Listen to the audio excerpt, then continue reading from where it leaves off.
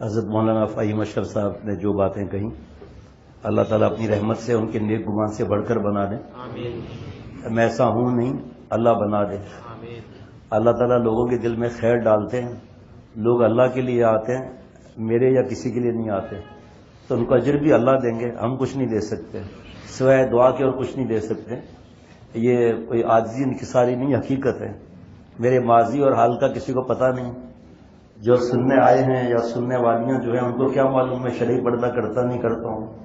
Mobile کی تصویر کے بارے میں بولتا ہوں، میرے موبائل میں گٹر لائن ہے یا نہیں ہے.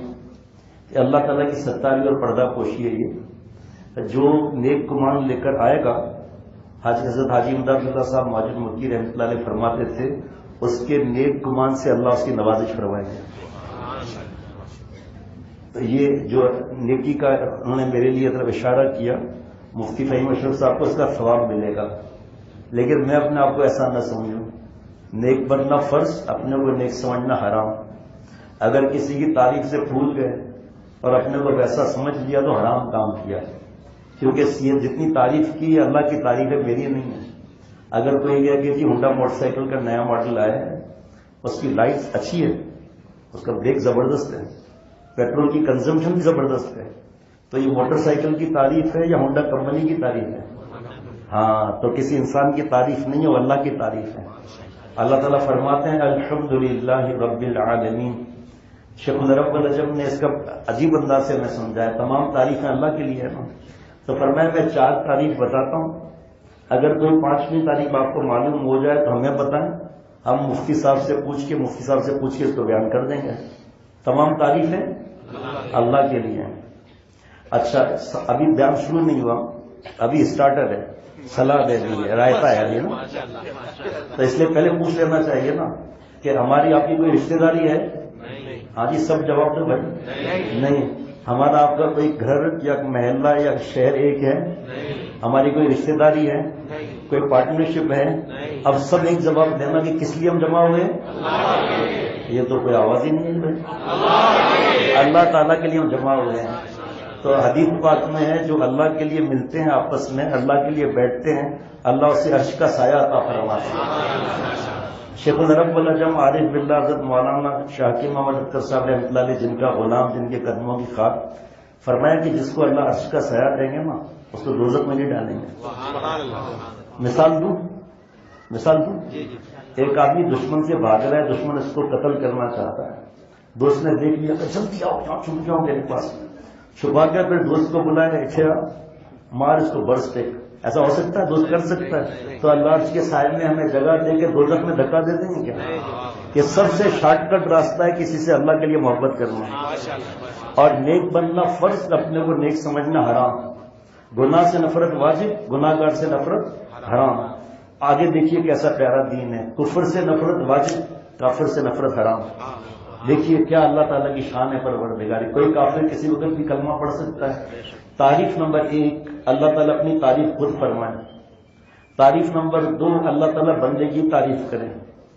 تعریف نمبر 3، بندہ اللہ کی تعریف کرے. چوتھا، بندہ بندے کی تعریف کرے. اللہ کی تعریف ہے. بعض لوگ کہتے ہیں یہ ایسا کیوں کہہ رہے ہیں؟ بھائی ان کا نیک گمان ہے، ہمیں دعا کرنی چاہیے کہ اللہ ان کے نیک گمان سے بڑھ کر بنا دے. اللہ یہ آپ کے لیے آئے ہیں تو اجر بھی آپ دیں گے، اور تو کوئی نہیں دے سکتا کسی کو بھائی.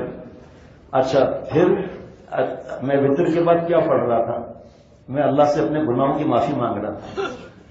اور پیارے شیخ نے فرمایا ایک بار بیان میں کہ بھائی دیکھو، بیان کرنے والا، بیان سننے والا اور بیان سننے والی توبہ کر کے بیان سنیں.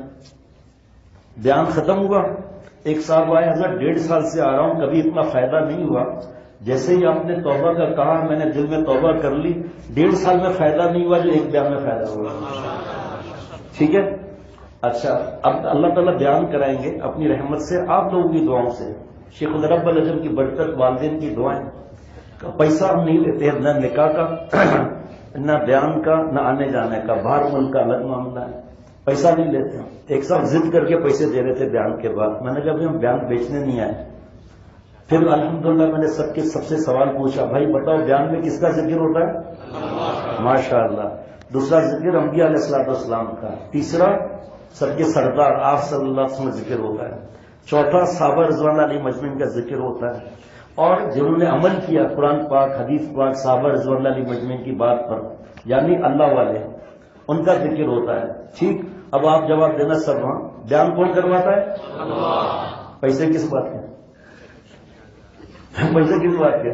مجھے آج بھی یاد ہے حیدرآباد کے پہلے سفر میں نورانی مسجد میں ہی بیان ہوا تھا، پہلے سفر میں.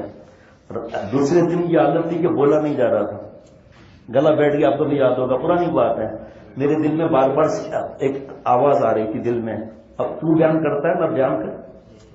گلا بیٹھ گیا نا، اب تو بیان کر. اب تک مجھے یاد ہے، تو بیان کرنا، تو بیان کرتا ہے نا. یہ دھیان اللہ کراتے ہیں. ارے ان کو تو بٹھا دو بھائی، سفید داڑھی کے ہیں بھائی، ان کو تو بٹھاؤ بھائی، ایسا نہیں کرو. کوئی نہیں کھینچے گا انشاءاللہ تعالیٰ، لیکن کبھی کبھی آدمی بھول جاتا ہے. ابھی بھائی بیان شروع نہیں ہوا، ابھی سلاد چل رہی ہے. بیان تو 12 بجے کے بعد ہوتا ہے، عشاء کا مطلب 11 بجے کے بعد بیان. جی نا. تصویر کا کیا فائدہ ہے کہ مجھے فائدہ بتا دے.